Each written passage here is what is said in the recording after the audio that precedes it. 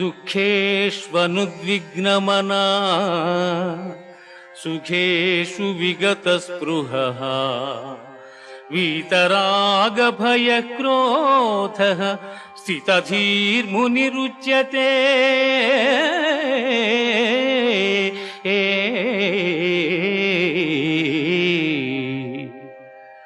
దుఃఖములు కలిగినప్పుడు దిగులు చెందని వాడును, సుఖములు కలిగినప్పుడు స్పృహ లేనివాడును, రాగము భయము క్రోధము పోయినవాడును స్థితప్రజ్ఞుడని చెప్పబడును.